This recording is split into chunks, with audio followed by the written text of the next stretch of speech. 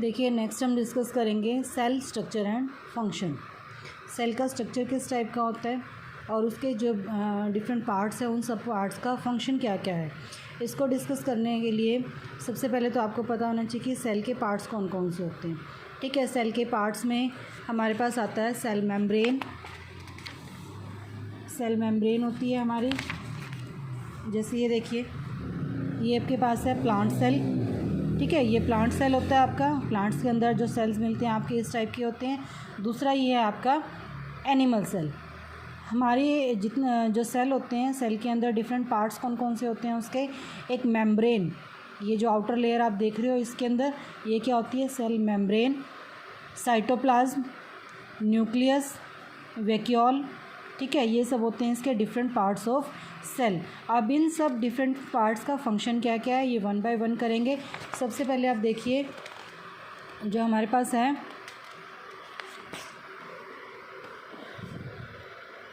Cell.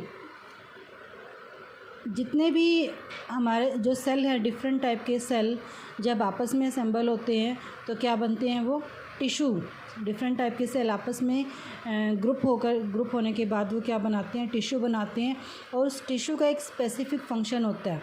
Tissue एक specific function perform करता है किसी भी ऑर्गेनिज्म के अंदर। ठीक है, तो सबसे पहला पार्ट है हमारे पार्ट्स ऑफ द सेल में मेन पार्ट कौन सा आता है, cell membrane. Cell membrane, the basic component of a cell are cell membrane. Membrane क्या होता है, एक तरह की झिल्ली परत। जो आउटर लेयर होती है आपके सेल के, वो क्या होती है आपकी सेल मेम्ब्रेन। उसके इंटरनल पार्ट्स कौन से होते हैं, cytoplasm and nucleus. The cytoplasm and nucleus are enclosed within cell membrane. Cell membrane उसका आउटर पार्ट होता है और उसके बीच में क्या होते हैं आपके साइटोप्लाज्म और न्यूक्लियस। ठीक है, और जो ये सेल मेम्ब्रेन होती है इसको हम प्लाज्मा मेम्ब्रेन भी कहते हैं। The membrane separates cell from one another, also the cell from the surrounding medium. एक दूसरे सेल से दोनों को सेपरेट करती है। और दूसरा ये जो सराउंडिंग होता है आपकी उसके सेल के, उससे भी ये जो सेल मेम्ब्रेन है उसको अलग करती है।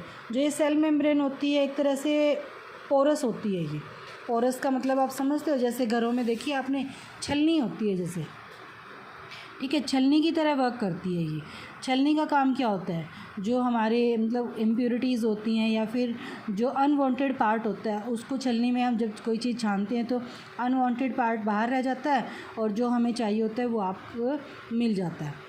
ठीक है, छानने के बाद जो आपको आउटपुट मिलती है वो आपको जो रिक्वायर्ड चीज़ होती है वो आपको मिल जाती है। उसी तरह ये जो सेल मेम्ब्रेन, प्लाज्मा मेम्ब्रेन होती है, ये भी हमारी बॉडी के अंदर इसी तरह वर्क करती है कि हमारी बॉडी के अंदर जो मतलब अनवांटेड चीज़ है उसको ये हम सेल के अंदर जाने से रोकती है। तो इस तरह ये मेम्ब्रेन की तरह, प्लाज्मा मेम्ब्रेन की तरह काम करती है।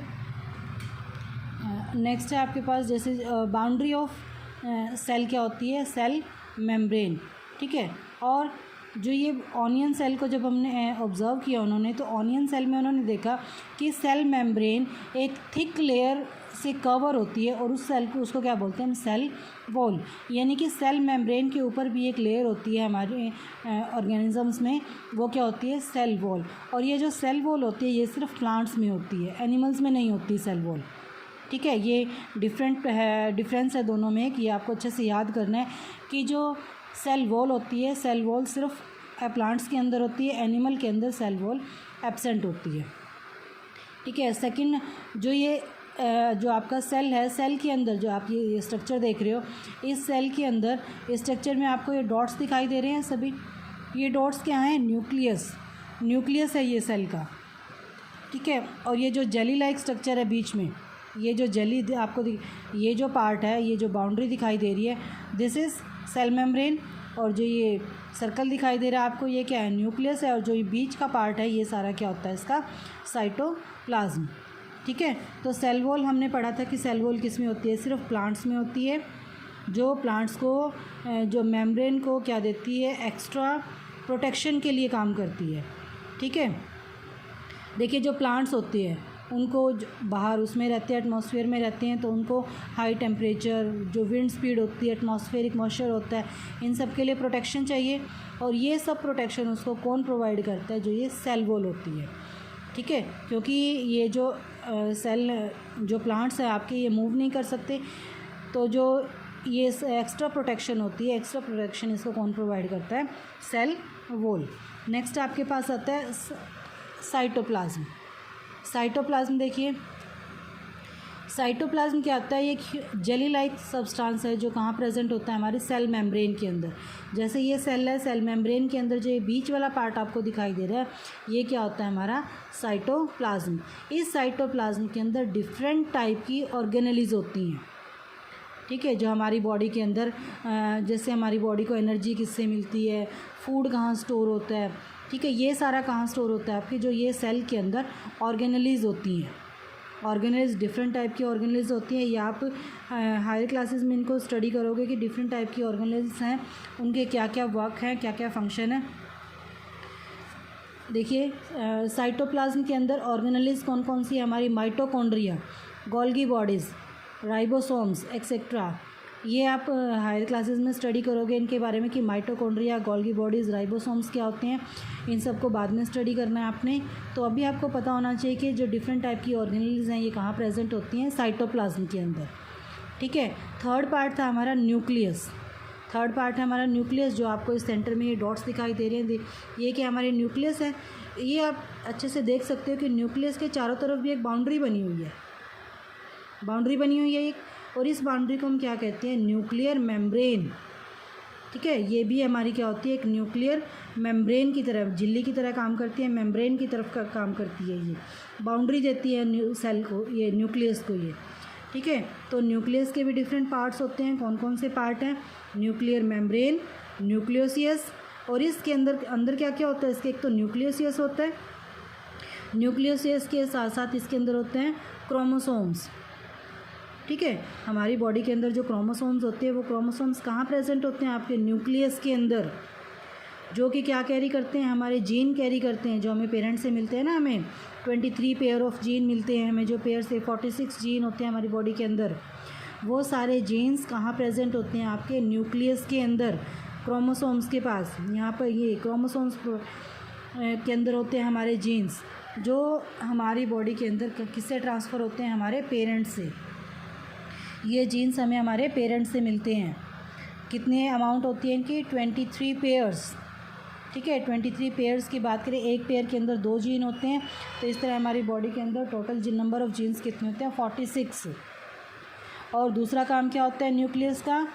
जो हमारी बॉडी के अंदर डीएनए, आरएनए, ये कहाँ प्रेजेंट होते हैं? हमारे न्यूक्लियस के अंदर।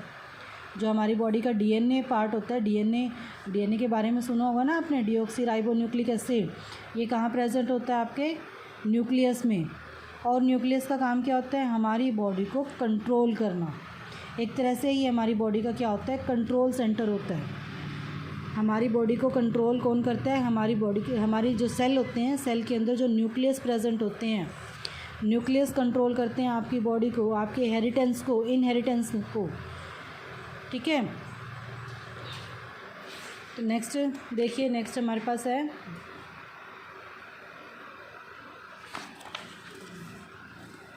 वैक्यूल्स। जब ऑनियन सेल को ऑब्ज़र्व किया गया अंडर माइक्रोस्कोप, तो उन्होंने क्या देखा कि जो सेल हैं, सेल के अंदर बहुत सारे ऐसे खाली जगह पड़ी हुई है, ठीक है। एनिमल सेल के अंदर बहुत सारी खाली जगह पड़ी हुई थी। उस खाली जगह को क्या कहा जाता है? वैक्यूल, ठीक है। ये जो प्लांट सेल होते हैं आपके पास, प्लांट सेल के अंदर जो वैक्यूल होते हैं ये बड़े साइज़ के होते हैं। और एनिमल सेल में भी आप ऑब्ज़र्व कर सकते हो कि एनिमल सेल में ये छोटे छोटे होते हैं और बहुत सारे होते हैं ये। अगर मैं इसमें आप ऑब्ज़र्व करो, एनिमल सेल के, प्लांट सेल के अंदर वैक्यूल साइज़ बड़ा होता है, बट वो एक ही होता है, 1 या 2 ही होते हैं वैक्यूल। बट दूसरी तरफ अगर आप एनिमल सेल को देखो, तो एनिमल सेल के अंदर छोटे छोटे बहुत सारे वैक्यूल्स होते हैं, ठीक है। और जो ये इन दोनों के बीच में ये भी एक डिफरेंस है। ये डिफरेंसेस आपको अच्छे से लर्न करने हैं। ये क्वेश्चन भी है आपके आगे कि इनके दोनों के बीच में आपने डिफरेंस लिखना है। तो डिफरेंस में आप ये भी लिख सकते हो कि जो वैक्यूल होती है, वैक्यूल का जो साइज़ होता है वो एनिमल के अंदर छोटा होता है और प्लांट सेल के अंदर बड़े साइज़ के वैक्यूल होते हैं। ठीक है, नेक्स्ट आपके पास आते हैं प्लास्टिड्स। प्लास्टिड्स क्या एक तरह की ऑर्गेनेली है, वो कहाँ प्रेजेंट होती है? आपकी साइटोप्लाज्म में। प्लास्टिड जो आपने देखा होगा कि जितने भी प्लांट्स हैं उन प्लांट्स का जो कलर होता है, डिफरेंट टाइप के कलर होता है उनका, वो कलर उनको कौन प्रोवाइड करता है? ये प्लास्टिड्स। जो सेल के अंदर ये प्लास्टिड्स प्रेजेंट होते हैं, एक तरह के ग्रीन पिगमेंट होते हैं। जो ग्रीन प्लांट्स होते हैं उनके पास क्या होता है? ग्रीन पिगमेंट होते हैं। उन ग्रीन पिगमेंट को क्या कहते हैं? क्लोरोफिल। और ये ग्रीन कलर्ड प्लास्टिड्स ही को क्या कहा जाता है? क्लोरोप्लास्ट। ठीक है, ग्रीन कलर के जो प्लास्टिड्स होते हैं उनको क्लोरोप्लास्ट कहते हैं। और यही लीव्स को आप जो प्लांट की लीव्स देखते हैं उनको ग्रीन कलर प्रोवाइड करते हैं। क्लियर? तो नेक्स्ट आपके पास आता है, नेक्स्ट टॉपिक है हमारा comparison of plant and animal cell. Animal cell और प्लांट सेल के अंदर अगर आप कंपेयर करो तो अगर सबसे पहले मैं बात करूँ इसके शेप की, तो शेप कैसी होती है? प्लांट सेल की जो शेप होती है कैसी है? स्फेरिकल, जो इसकी रेक्टेंगुलर शेप में है ये। ठीक है, और जो आपका एनिमल सेल होता है वो कैसा है? आपका स्फेरिकल शेप में होता है। दूसरा अगर डिफरेंस बात करें तो इसमें क्या प्रेजेंट होती है? सेल वॉल प्रेजेंट होती है। और जो एनिमल सेल होता है, एनिमल सेल के अंदर सेल वॉल एब्सेंट होती है।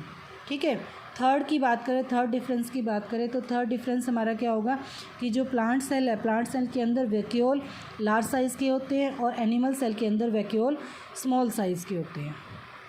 फोर्थ डिफरेंस क्या रहेगा हमारा कि जो प्लास्टिड्स होते हैं, प्लास्टिड्स किस में होते हैं? सिर्फ प्लांट सेल के अंदर प्रेजेंट होते हैं और एनिमल सेल में जो प्लास्टिड्स हैं वो एब्सेंट होते हैं। ठीक है, तो इस तरह से आप इन दोनों के बीच में डिफरेंस लिख सकते हो। इस चैप्टर में जितने भी कीवर्ड्स आए हैं ये सभी आपको अपनी नोटबुक में लिखने हैं। ठीक है, और ये चैप्टर आपको अच्छे से रीड करना है। Thank you.